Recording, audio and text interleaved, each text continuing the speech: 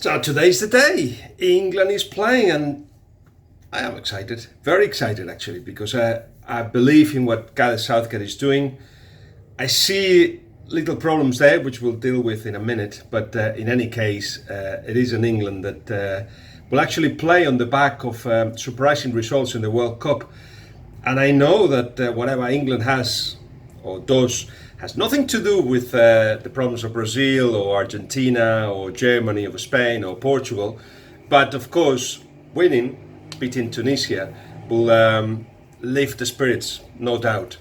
We'll deal with England in a minute, but let me tell you a couple of things more about Spain, also Germany, and what I saw of Brazil. In the case of Spain, as I suspected, and I mentioned in Five Live, when we talked about the result against Portugal, the debate has been De Gea. And I know that those that follow the Premier League will think like, how can they doubt De Gea? It's logical that De Gea gets doubted because he's made mistakes against Switzerland in a friendly, against Argentina in another friendly, with Manchester, against Sevilla, and this last one against Portugal. And it's logical that the debate takes place, not because of his ability or how good he is, but mostly because it's affecting the confidence of the defenders. And I know that Hierro is backing him and everybody is backing him and there is no alternative, he will play. But Casillas, just to compare him to somebody that has been there for a long while, basically everybody felt, and this is completely unscientific and not logical, but everybody felt in the squad, including the coaches, that he had a special look, not just a usual look, a special one. And in key moments, that look will appear. And we've seen a lot of cases, of course, in the World Cup final, for instance, in that touch of the ball, when he actually dived the wrong way and touched the ball with his foot for the Robben chance when it was 0-0. Now, that non-logical thing gives a lot of confidence to players, and certainly De Gea doesn't have that. De Gea has got another problem compared to other Spanish goalkeepers. He prefers to be on the goal line. He's not as strong or as determined when he comes out, and again, that's something that the centre-backs of Spain have commented in private, that he should be stronger that way. But to be honest, coming out as well is when he made another mistake against Portugal, where he hesitated and ended up with Piqué being knocked. Was it for Ronaldo? I can't remember. But anyway, it partly was down to the fact that De Gea just come out a little bit hesitant. And that as well is something that has been noted. All in all, what I'm talking about is not about the quality of De Gea, it's the moment, the form in which he has arrived, the confidence that he has or may not have. To be honest, the way he talks is full of confidence. It's not a problem. I haven't killed anybody, but doesn't transmit that confidence is necessary in a goalkeeper.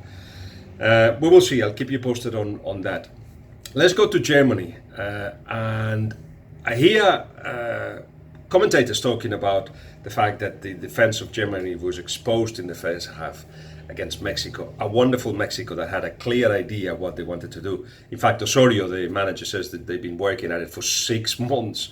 And it was, in a way, as simple as, instead of pressuring high, which perhaps Germany expected, defended deep, had a lot of pace up front, a lot of pace, even in wide areas. Layun was playing deeper, but with Lozano, who's the fastest that they have, with Chicharito, all that was with the idea that once they recover, they attack with pace, especially down the wings, and especially down the Kimmich wing, because Kimmich goes forward so much.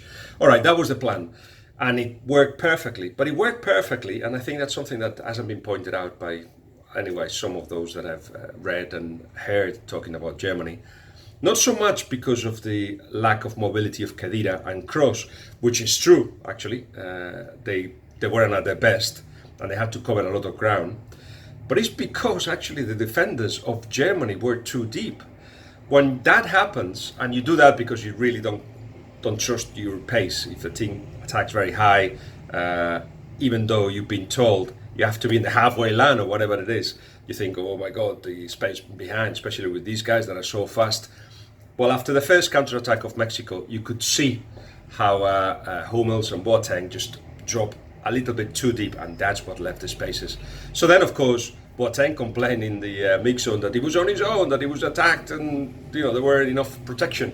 Well, that's partly your fault, because you actually should have been braver and should have been further up the pitch. Mexico was outstanding, even though Chicharito had chances that he should have converted. He would have left the game dead and buried perhaps earlier. But in any case, Germany, you could see Germany coming into their own at the end of the second half.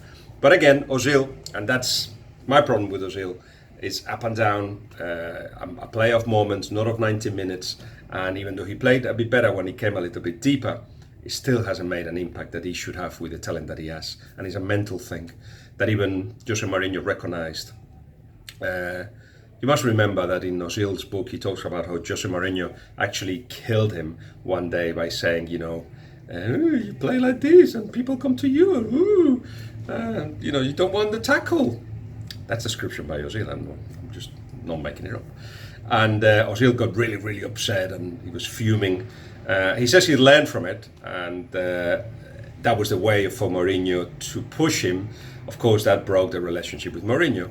But in any case, it's something that he still hasn't applied to his game. It's not about just the tackles. He should grab the game with both hands and say, I'm here, give me the ball, I'll do this. And you don't see that enough of Ozil. That's for Germany. How about Brazil? I tweeted that there is no other team with so much quality in the World Cup. Brazil is here and the rest are here. And then perhaps out of the ones that we've seen, Spain, after my depression, right after the game, I'm becoming more confident because I saw that it is difficult to play in any World Cup. Smaller teams know how to defend. They sacrifice a lot of things to be able to defend if they're playing against a bigger side. A lot of things that work for them. In the case of Portugal, it was. I know I'm not giving Portugal a lot of credit, but I shouldn't really, because without those 3 goals, and that was, if I'm not mistaken, the 3 times that they shot on target or soon, or there wasn't much more that they created. Maybe one chance at the end with, can't remember. Anyway, there was not much more from Portugal. I know that they decided to defend and so on, but if Ronaldo hadn't been that magical, then the result would have been completely different. You will have to agree with me. Spain play well. At moments, but it is very, very hard to start well, first of all, and secondly to propose 90 minutes of very good football, and Brazil has proven that that's the case. What happened to them in my eyes is that 2 things. They liked themselves a lot in the first half, and it's rightly so, because they combined the combinations that they did. Some of the stuff that they did with the ball, individual and collectively, was wonderful. And of course, the first goal came again after a lot of little talented moves that ended up with a fantastic shoot from Coutinho. The problem was that they've asked Coutinho to drop deeper and cover 30, 40, 50 yards of the pitch, and he hasn't got the body to do that. So for as long as he works and he's alive and he's sharp, that's fine. When that disappears, they should look for an alternative for the last 20 minutes or so. But he's very important. He's very important in linking with the attack. It's interesting how they put in a team with, of course, players that you wouldn't relate to Brazil generally, but they are very, very important in Paulinho, Casemiro, William, who can do both the talented thing with the ball, but he also works very hard without it. And of course, leaving the likes of Neymar, Coutinho, and Gabriel Jesus to be a little bit more freer. But I see that they're asking too much of Coutinho, and Neymar. I think he's not fit, as in physically fit, to have 90 minutes of brilliant football. But generally, he is anyway a player of moments. Well, what I seem to see is that when Switzerland drew, basically Neymar wanted to do everything by himself. Driving the ball, getting into no-end streets, trying to do it all by himself, when he actually has got becomes better if he gets the help of somebody in a 1-2, or if he moves into space and somebody finds him. That kind of things that he didn't want to do. He wanted to be the star. He wanted to do it himself, and that worked against Brazil really. I told something to Barcelona players in a private conversation I had, but I'll only disclose what I said, which was that Neymar at Barcelona was perhaps the best Neymar we've seen so far, because they limit what they had to do. He had this area, this space in which he had to influence, and that was it. The rest, leave other people to do, and don't drive the ball too much. 1-2 touches and you give it and then you move. And that's the kind of thing that makes him better, because he creates spaces for himself. And then in 1v1s, he's one of the best in the world. So he wasn't doing that, because this 1v1 that he had the ball, when he drove the ball, it became 1v2, 1v3, 1v4. So they should, if they had the strength to do so, they should tell Neymar, make it simpler. But I'm completely convinced that they are ahead of the rest. An accident, everybody has it, of course. Remember, Switzerland surprised Spain in 2010 in the first game. They beat Spain.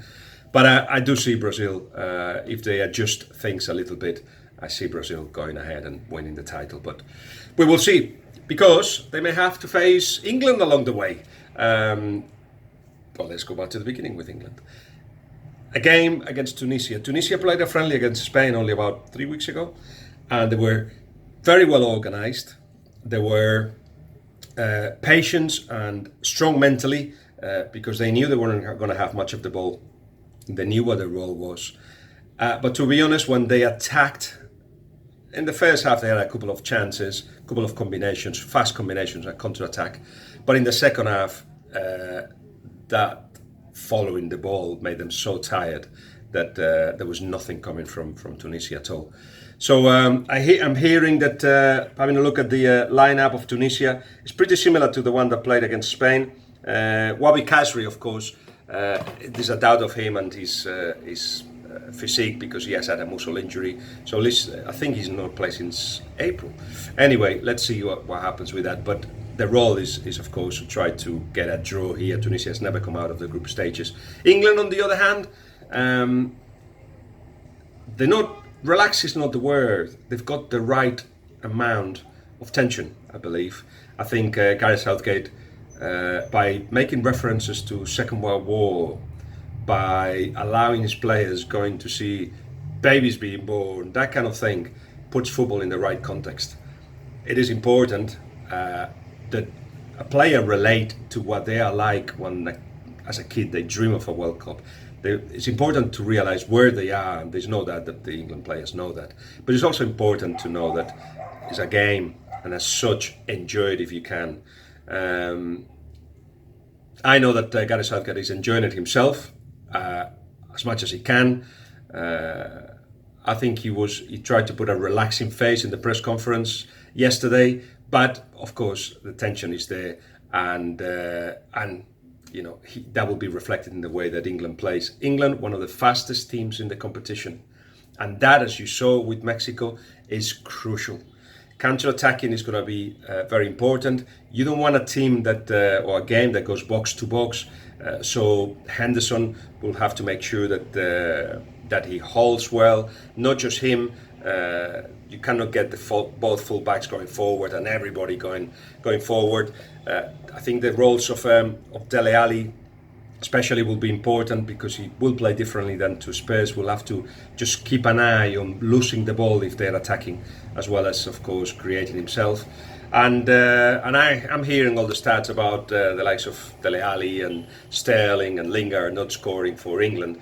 But you've got Kane, but also a World Cup. It's a place to break stats. I think England will score. England will feel free in the way they played. It's a system that my only worry is that there are players that never played it, or they played it just recently, not enough.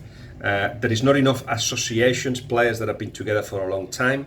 There's a lot of players that are making the debut, starting with a goalkeeper in a World Cup anyway.